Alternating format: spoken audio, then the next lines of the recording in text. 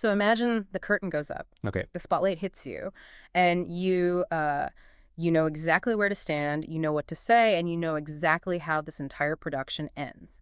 Right. All because you didn't write a single word of it. Exactly. Someone just shoved a costume into your hands, pushed you out onto the stage, and now you are just, expected to know the blocking. Which is a terrifying thought, Yeah, honestly. it totally is. But I mean, let's be honest. We've all had days where we look around at our jobs or our relationships or just our daily routines, and we get this sneaking suspicion that we're just reciting lines from a script. A script we had absolutely no part in writing. Yes. And that tension, that feeling of being trapped between destiny and free will, is exactly what we are unpacking in today's deep dive. It's such a pervasive feeling. It cuts straight to the heart of, like, one of humanity's oldest philosophical Yeah. dilemmas. Are we the authors of our lives, or are we just actors hitting predetermined marks on some cosmic stage? Yeah, and we have some really fascinating source material for this one. It's a highly structured philosophical exchange from November 2015. Yeah, it's titled, Whether an Actor Performs Well is Up to the Actor. Right, and it captures this really intense dialogue between a thinker named Zhu Feng and a questioner who goes by the title Dikil Celestial. And so our mission for this deep dive is to explore this text's central metaphor, the idea of life as this highly regulated theatrical play. And specifically how it attempts to resolve that massive tension you mentioned between predetermination and personal choice. Yeah. And what stands out immediately to me is how directly the text confronts the claustrophobia of that whole metaphor. Oh, for sure. Dikil Celestial basically writes in and asks the ultimate logical question. Like, if life really is a play, is our performance completely predetermined? Right, because if it's just a script. With mindless automatons following a set path. Exactly. But then on the flip side, if the performance is entirely up to our own free will, why isn't everyone just playing their part perfectly and, getting rewarded with heaven? It's a brilliant trap of a question. It really is. Like, if the system is rigged, we have no agency. Right. But if the system relies on us, why is human history basically just a catalog of endless mistakes? Yeah, and Zhu Feng's response does not offer any comfortable, easy platitudes, like at all. No, not even a little bit. It provides this rigid, deeply systematic framework. It merges concepts of karmic mechanisms, severe spiritual accountability, and honestly, a radical redefinition of what free will actually is. It really is one of the most uncompromising perspectives on personal responsibility you'll probably ever encounter. So to really grasp how this philosophy works, we can't just start with the performance itself, right? We have to start with the casting process. Yeah, because if we're asking whether we're blindly following a script, the first question is, who handed us the script? Right. Is there some cosmic casting director pulling the strings? Let's get right into the mechanics of that. Okay, let's do it. How does the text explain the way we get cast in the specific roles of our lives? Because, I definitely didn't audition to be sitting here in this exact moment. Or at least you don't remember the audition. Exactly. Well, according to Zhu Feng, the overarching plot of the script and the specific roles within it are completely standardized and predetermined. Okay. So the role you're playing right now, like your circumstances, your baseline societal position, you didn't invent that. Wow. But the mechanism that decides who gets slotted into which role is super specific. Mm-hmm. The text says it's governed by the karmic reward and punishment mechanism of the Tao. Wait, I want to pause there and just push on the mechanics of that. Sure. Because we hear words like karma and the Tao thrown around a lot in these broad, mystical terms. Yeah, very vague usually. Right. So how does this specific text argue that mechanism actually works? Is there literally a tally of good versus bad deeds dictating if I'm a king or a peasant? Not exactly a tally. Zhu Feng frames it more like an intricate spiritual algorithm rather than like a judge with a gavel. A spiritual algorithm. Okay, I like that. Yeah, so your casting is based on this comprehensive spiritual resume that you bring with you. A resume. Right. And this algorithm measures your accumulated virtues, your blessings, your fundamental character, your expertise, and your overall spiritual level. So it's taking all of that into account. Exactly. The Tao evaluates that precise combination of traits and slots you into the only role that matches your specific spiritual frequency. Okay, so it's not just some cosmic lottery. No, not at all. It's a highly calibrated sorting system. But wait, if that's true, what happens to the director in this whole metaphor? That's a good question. Like, if the Tao is just an algorithm matching resumes to open roles, does the director actually have any power? Or are their hands tied by the actor's reality? The text argues the director's power is absolutely bound by the physical and spiritual realities of the actor. Oh, really? Yeah. And Weifeng uses a really grounded historical example to show this limitation. He points out that if a director is casting a play about Mao Zedong, the director's choices are immediately restricted by physical reality. Like, if an actor is too short or too thin, they simply cannot be cast in that role. Yeah, that makes total sense. The director must select someone whose underlying conditions fit the strict pre-existing requirements of the character. That's a great visual. You can't cast a 5-foot-tall actor to play this towering historical giant without totally breaking the illusion of the play. Exactly. But the text is using that physical limitation as a metaphor for spiritual limitations. Yeah, spot on. The implication is that you cannot be cast in a role that requires, say, profound patience or leadership if your resume shows a baseline character of impulsivity. So the karmic mechanism can't just force a puzzle piece into the wrong slot. Right, the director has to work with the material the actor brings to the stage. Okay, but if we follow that logic, I can totally see how someone reading this would start to feel incredibly trapped. Oh yeah, completely. Because if my role in life is handed to me based entirely on an algorithm reading my past karma, and the overarching plot of the play is already locked in by the Tao, I mean, where's the room for my choice today? It feels like there isn't any. Right. If the script is already printed, bound, and distributed, hasn't my free will just been totally erased? See, that is the exact paradox Didn Celestial was challenging Weifeng with. It feels like a deterministic nightmare. Seriously. But this is where the text introduces its major philosophical pivot. Weifeng argues that there is an absolute hard-line separation between getting the part and playing the part. Okay, wait, unpack that for me. So the Tao, the karmic mechanism, and the script determine your role. But they absolutely do not decide if you act it well. The quality of the performance is entirely up to the individual. Let's dig into the mechanics of that separation then. Because how does an actor perform a role poorly if the role is already perfectly matched to their spiritual resume? To explain this, the text introduces a specific in-universe example, the role of a Chanyuan celestial. Okay, what is that? In this philosophical framework, a Chanyuan celestial is a highly specific spiritual role, and it comes with very strict, uncompromising script requirements. Like what? Well, one of the explicit prohibitions written into the script for this role is that the actor playing it cannot engage in one-on-one exclusive relationships. Whoa. That is a fascinating constraint to write into a character's motivation. Right. It implies the role requires this sort of universal focus, completely devoid of singular attachment. Exactly. It's a core requirement for the role to actually function within the larger play. Okay, so what happens if they break that rule? Well, the text poses exactly that scenario. What if the actor who was cast in this role, because, their spiritual resume dictated they were ready for it, suddenly decides they want a one-on-one relationship? And they just stubbornly insist on pursuing it anyway, and they break character. Yes. They are essentially rewriting the script in real time just to satisfy a personal craving, which totally contradicts the character's core motivation. And when they do that, they fail the role. The whole play is ruined. Wow. But Weifeng draws a critical boundary here. The play wasn't ruined because the script was flawed. Right. Or because the Tao made a calculation error in casting them. Or because the director gave bad notes. It falls apart strictly because the actor refused to perform the role they were given. Exactly. They failed to meet the standard outlined in the text. Let's contextualize this for a second. It's like being cast as the lead in this massively expensive, meticulously planned Broadway production. Right.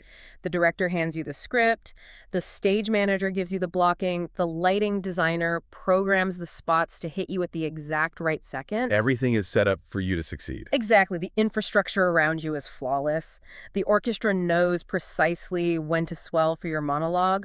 But then opening night comes. The curtain goes up. The curtain goes up, and you suddenly decide you want to try out some improv. You are going to derail the entire production.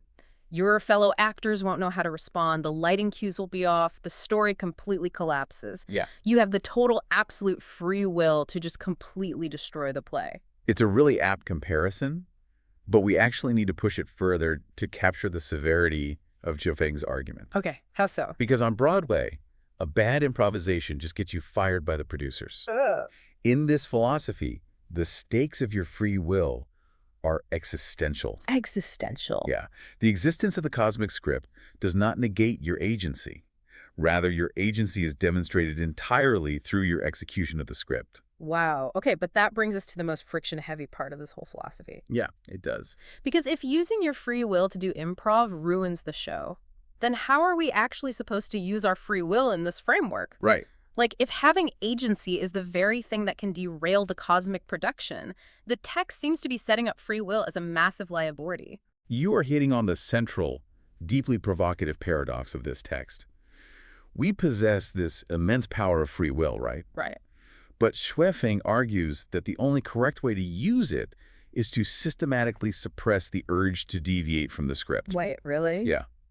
Being a good actor in the grand play of life means adhering flawlessly to the plot you were handed.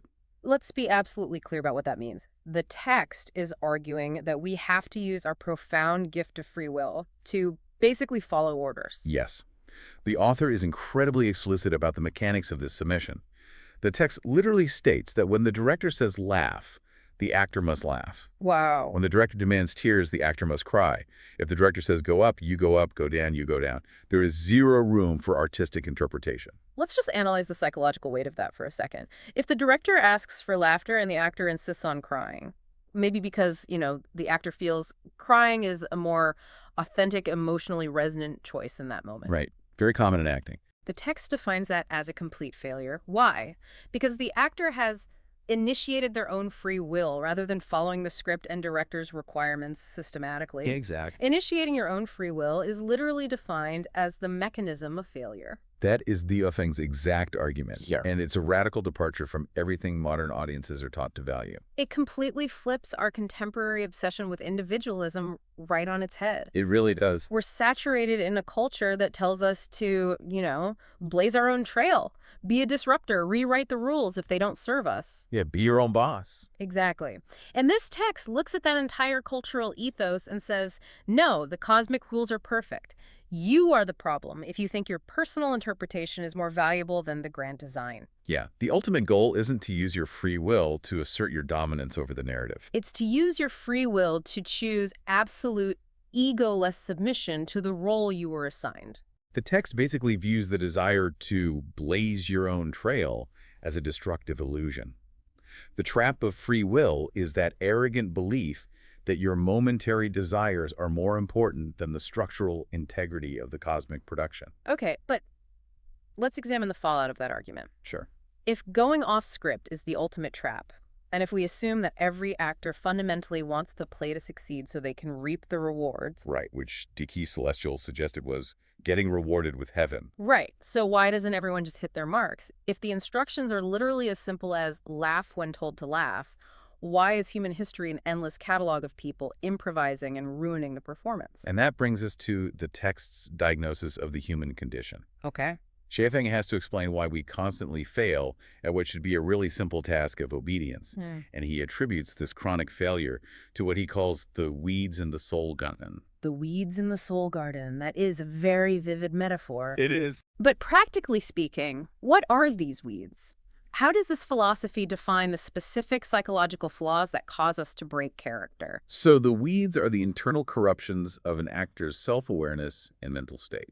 The text isolates 4 primary weeds: selfishness, greed, arrogance, and stubbornness. Okay, selfishness, greed, arrogance, and stubbornness. Yeah. These are the underlying forces that disrupt an actor's ability to receive and execute the director's cues. Let's break those down because they aren't just arbitrary sins, right? In this framework, they are direct threats to a theatrical performance. Exactly. Take arrogance, for example. Yeah. In the context of a play, arrogance is the belief that you are bigger than the production. Yeah, it's the actor who thinks they know better than the scriptwriter. So they start ad-libbing just to steal the spotlight. Precisely. And consider stubbornness or greed. Right. If you're operating from a place of stubbornness, you become rigid. You refuse to adapt when the scene shifts. Oh, I see. And if you're driven by greed, you're focused on extracting something for yourself, like more stage time, more applause, rather than serving the narrative. So when a soul garden is choked with these weeds, the actor is just too consumed by their own internal noise to even hear the director. They're literally incapable of performing systematically. Okay, so if the human condition is fundamentally overgrown with these four weeds, what is the text's weed killer? Right, how do we fix it? Yeah. How does an actor actually fix a soul garden that's corrupted by all this arrogance and selfishness? The solution provided in the text is a rigorous process of spiritual cultivation, and it's aimed at reaching a highly specific plateau, which the text calls the state of eightfold liberation. The state of eightfold liberation. Yeah. That sounds like a massive metaphysical undertaking. What is the actual mechanism of this state? Like, how does one cultivate it, and what does it practically look like? Well, while the text introduces it as this pinnacle concept, the mechanics of reaching the state of eightfold liberation directly correspond to uprooting those four specific weeds. Oh, okay. So it's very practical. Yes. It's not presented as a magical spell, but as a systematic, psychological, and spiritual shedding of the ego. Got it. To cultivate this state, an actor has to meticulously monitor their internal reactions. When the impulse of selfishness arises, like the desire to hoard resources or attention, the actor must actively release it. And when stubbornness flares up, like the refusal to accept a difficult plot twist in their life, they have to actively surrender to it. Exactly. So the Eightfold Liberation is essentially the complete harmonization of the actor's will with the Tao. It's the state where the ego has been so thoroughly dismantled that the actor no longer experiences friction when the director says cry. Right. The tears flow naturally because the actor's personal desires no longer exist in opposition to the script. Wow. It's the ultimate prerequisite for a flawless performance. Achieving this state means achieving perfect sensory alignment with the cosmic cues. But I'm guessing there's a catch if you don't achieve it. A huge one. The text issues a severe warning.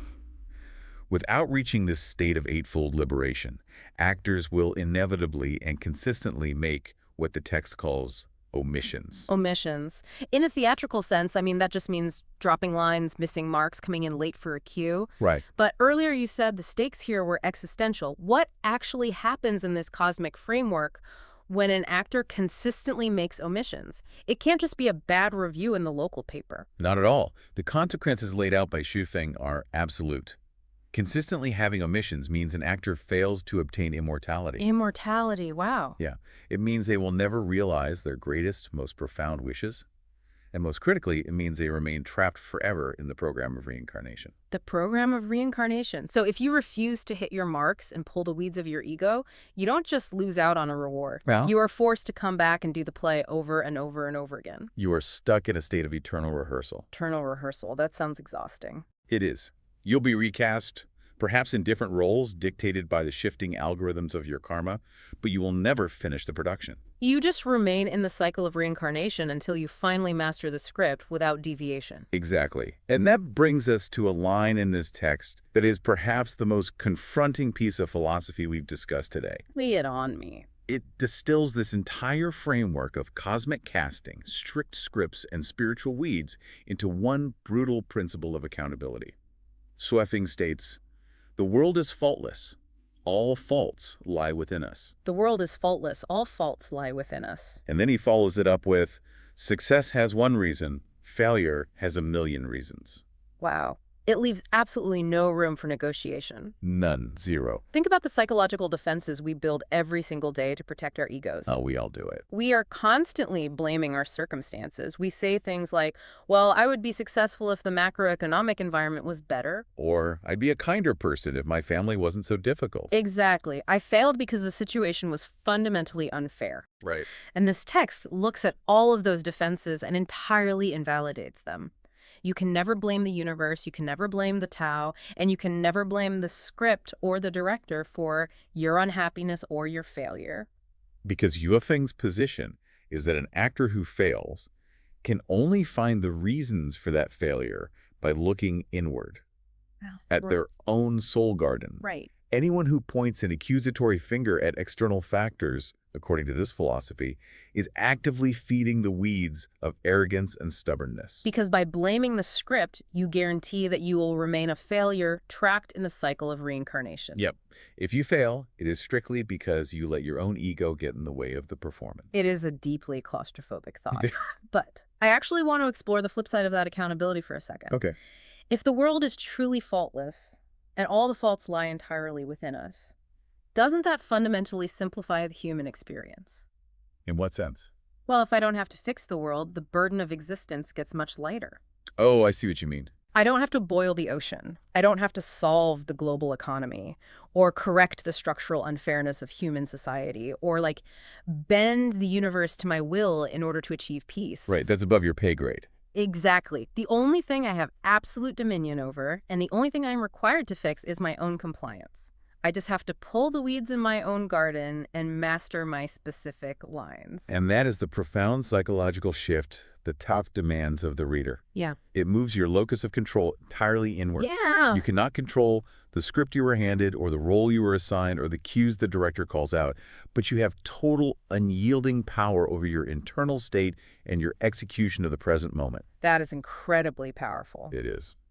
So as we synthesize all of this, what is a practical application for us right now as we go about our daily routines? Well, we've journeyed through a vastly complex framework today. We've explored a philosophy where life is a highly regulated cosmic production. The roles we occupy, our careers, our families, our societal standing, they weren't accidental. They were assigned by the karmic algorithms of the Tao based on our spiritual resumes. But the quality of our performance is entirely on our shoulders. Right.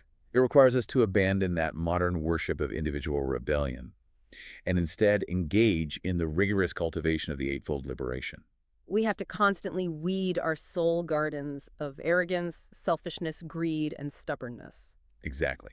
So that we can flawlessly execute the script and finally escape the endless, exhausting loop of reincarnation. So the challenge I would pose to anyone listening to this analysis right now is to critically examine the role you are occupying today. Yeah, look closely at your daily friction. How much of your emotional and spiritual energy is currently being spent fighting the script you've been handed? How much time do you spend paralyzed by the stubborn wish that you had someone else's lines, a different supporting cast, or just a better costume? Right. If you apply the logic of this text to your life, what would happen if you took all of that exhausting energy of resistance and redirected it entirely toward mastering the performance of the role you actually possess? What if your only daily goal was to uproot the selfishness and greed from your own soul garden, just so you could hear the director's cues with perfect clarity? It is a radically different way to walk through the world, which really brings us full circle to that unsettling feeling we discussed at the very beginning. That suspicion that you're just reading lines from a script you didn't write. Yeah. The natural, ego-driven human instinct is to hate that feeling, to want to tear up the pages, storm off the stage, and shout, "I am the author of my own destiny." Which is completely understandable. Of course. But this 2015 exchange offers us a final lingering paradox to wrestle with long after this deep dive ends. And what's that? If ultimate spiritual success and the escape from eternal reincarnation require perfectly, systematically following a cosmic script without a single deviation, does true, profound freedom actually lie in rebellion, improvisation, and making our own mistakes? Or does the ultimate freedom lie in the flawless, egoless surrender to the exact part you were born to play? Think about that the next time you hear your cue.